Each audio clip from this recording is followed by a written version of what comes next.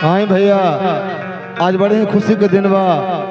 सरगम studio के माध्यम से बतूत के पावन धरती पर ये स्टूडियो नया खुलल बा, जकरा के डायरेक्टर हमारा बबुआ मनीष दीवाना जी जे भोजपुरी गीत संगीत के आगे बढ़ावता ने स्टूडियो के माध्यम से सब लोग के एक साथ लेके चलता ने। बड़ी खुशी के बात बा, अभिनंदन बा, स्वागत बा। यही तरह आगे सब लोग बढ़त रहे। हमारा बबुआ डायरेक्टर जितेंद्र अकेला जी, तबला पर कार्तिक बबुआ, दीपक पर हमारा बेंजो पर हमारा दीपक बबुआ, आर्गन पर हमारा अमित बबुआ। सब लोग का अभिनंदन स्वागत बा। यहाँ के झड़ोखा जी आइल बाने, सब लोग के बहुत बहुत अभिनंदन स्वागत बा। आई कुछ कहे सुनावे के मौका बा। गाना के बोल बा सासो मोरा मारे रामा बास के छमकिया, पूर्वी गीत बा, ध्यान दे सुने।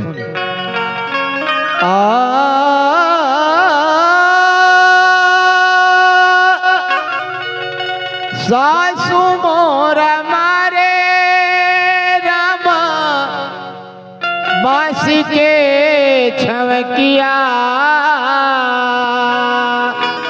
आहो बास के छमकिया, ए नदिया मोरे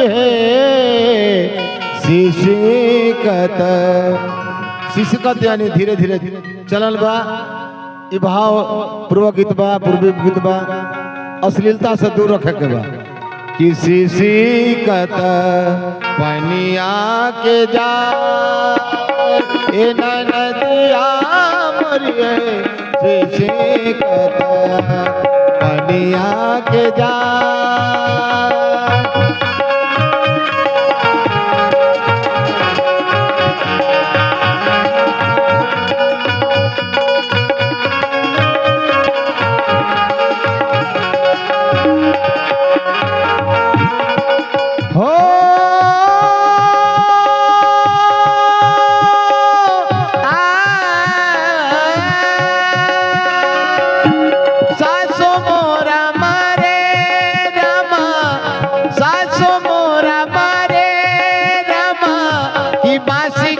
छवकिया सखियो की बांस के छवकिया, ए नदिया मोरी है से कता पनिया के जाए, ए नदिया मोरी है से कता पनिया के जाए।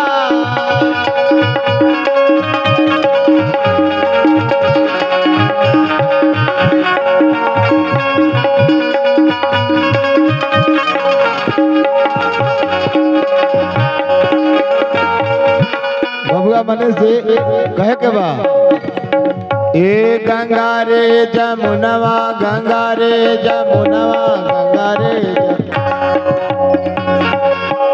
गंगा रे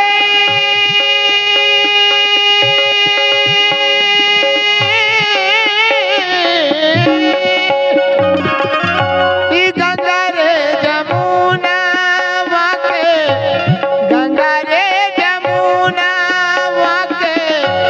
चिकनी हो मिटिया सखी हो, चिकनी हो मिटिया, इन नदिया मोरी है ओहो पनिया सुखियो,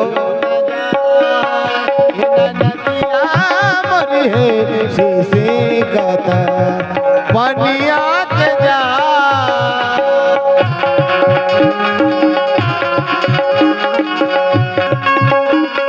का कह के बा बनल रहे, बनल रहे।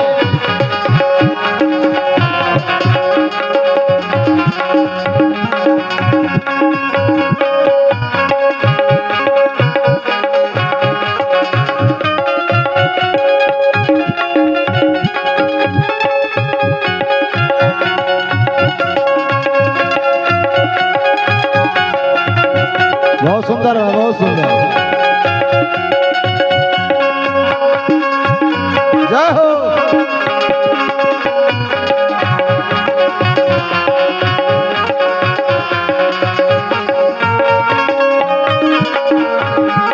बना रहा बबुआ।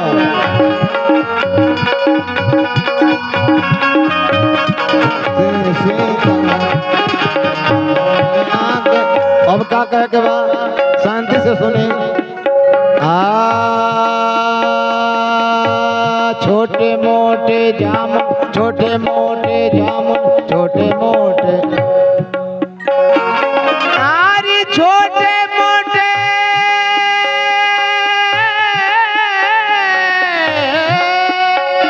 छोटे मोटे जामुन गछिया हरे ना फुलाए सखी हो, हरे ना फुलाए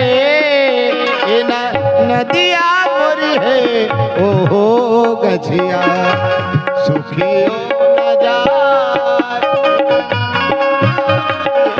किसी कता पनिया के जाए।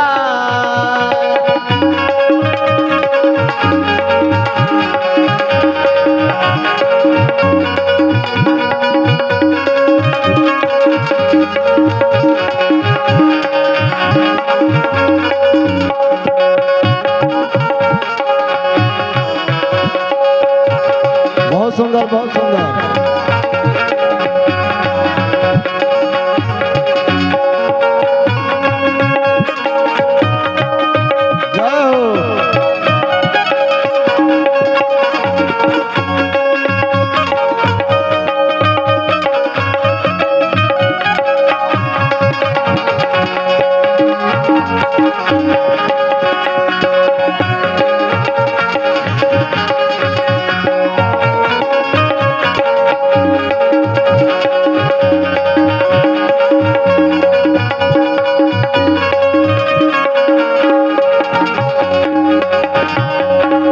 अब कह के बा छोटे मोटे पातरी पियवा बिरा बिरन से करल बाड़े छोटे मोटे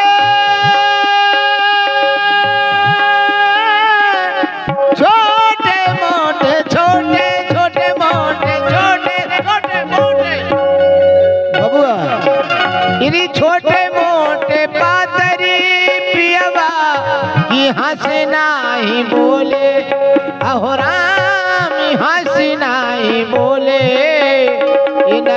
नदिया मोरी है ओहो पियवा नदिया मोरी है ओहो पियवा रह जाए जाए नदिया मोरी है सुकत पनिया के जाए।